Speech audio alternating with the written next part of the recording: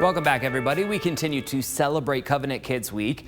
We are raising money for Covenant Healthcare's youngest patients. And this morning, we take you to the NICU, where the tiniest of babies find love and care.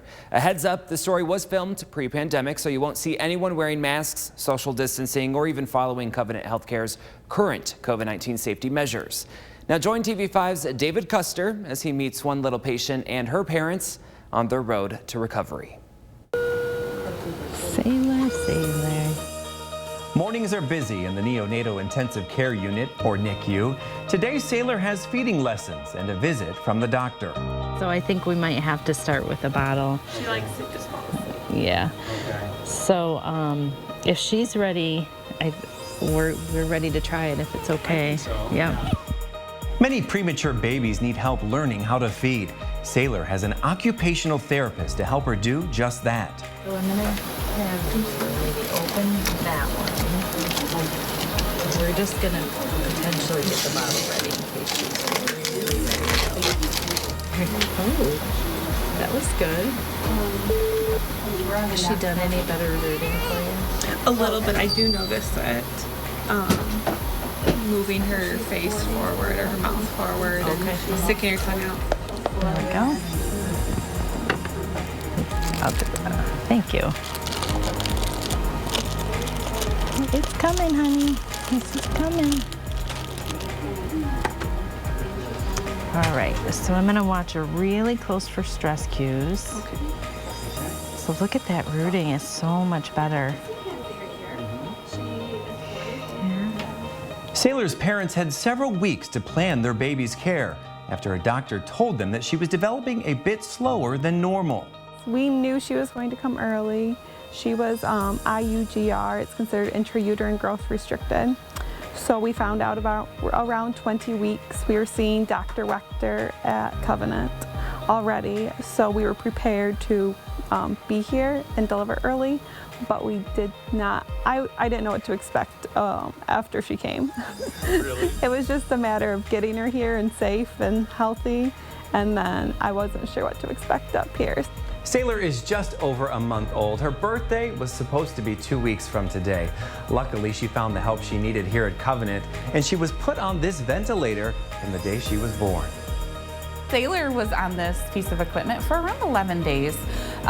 She had some air leaks in her chest. She had what's called a pneumothorax, and she had multiple chest tubes. So it was really beneficial for her, because imagine if you have a hole in your lung and we're trying to open and close and open and close. Imagine what it's doing to that damaged part of her lung.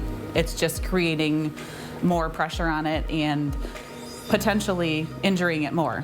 Where this ventilator, we can open, we can create a steady mean airway pressure for her, and we can just pulse those breaths in turn being more lung protective for her and letting her lungs heal. Many preemies need help with nutrition until they can learn how to feed. She has a tiny tube in her nose called a nasogastric, or NG tube. It used to be in her mouth, they just moved it to her nose with her cannula. And so if she doesn't take the food by mouth, it goes there, down there into her stomach. So she can grow and have all the nutrition she needs. There, see? Good girl, nice pattern. She can keep it with suction. All right, so when she takes a break, I'll see if she'll switch. So what I'm trying to do is just gently press around, get that rooting response again. And when she starts to, I can do a little constant pressure right in the midline, middle, and up a little. So it does probably look like I'm pointing it up to the roof of her mouth a little. So that's to help her bring her tongue down and latch onto the bottle better and less gagging response. Okay. So that's just until she accepts it. And then I'll let her put it where she wants it, because I don't want her to gag on it again. So once she takes a suck, I might give her a little bit of milk. We'll see what her cues say. Saylor is growing rapidly now, starting out at just 2 pounds 1 ounce when she was born. Today, she's 3.5 pounds. I didn't know what to expect when I came up here. I didn't know what to expect of how she was going to grow and all of that stuff. And so for her to get fed through a tube. You know, I just knew right away, all right, let's get your milk. And now I wasn't sure how she was going to get it. Abby and her husband knew Covenant was where their daughter would be cared for, as this is the only NICU for 21 counties in northern Michigan. We are so happy to be here. We have many friends that actually have had babies up here for a little bit of time, and they all say we're in the best place. We love the doctors, we love the nurses. They're all so good with her and so good with me. Progress is slow at first, with Saylor getting used to a smaller pacifier before moving on to the bottle. When babies are first born, they have survival instincts, and that's rooting and sucking are two of those that they naturally do. Well, those go away over time. We don't continue to root when somebody tickles our cheeks, so they have to learn the skill of feeding on top of those basic primitive reflexes. It's exciting when I see her get on the pacifier. I'm glad to see that she's doing that, and it's a step in the right direction. Saylor's mom is learning too. This is her first baby, and she loves the education she's receiving every hour she's at Covenant. There's a lot to learn with it, and so sometimes I think we may overwhelm them by giving them so much information that there is, but it's really rewarding to when we can switch roles and then they can do the feeding and we just sit back and watch and support them through it. Oh, I need to measure your head. Yes, you want to measure it out? Yeah, that's really good. 9'1"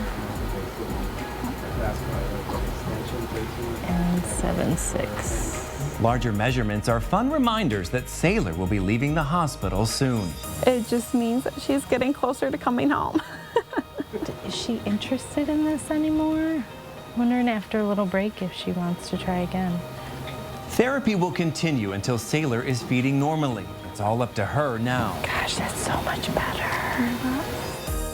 It's such a huge milestone for the parent and the baby, and it's setting up a lifelong experience for feeding, for bonding and development. And feeding is a very, very important milestone for future development, even walking and crawling, according to the research. So tomorrow at 9? That works for me. We'll try this again. Hopefully it'll work. When Saylor goes home, there will be some sadness from the nurses, doctors, and therapists here, but another tiny patient will soon need that same loving care. For Janelle, this is her favorite place to work. I've been doing this since 2006, and there's no turning back. This is it for me, yeah. And I don't usually have to see adult patients anymore, and I'm okay with that. Okay, it's okay. That will hand. Isn't Saylor just the cutest thing you ever saw? That is awesome that we have that right here in our own backyard. Now, sweet Saylor is growing up so fast. She celebrated her second birthday in February, but her care didn't stop in the NICU. They set her up with early on a local physical and occupational therapy program. Saylor is working on her strength with the help of a stander, working towards walking. Her mom, Abby, says Saylor loves hanging out with family, her cousins, and friends.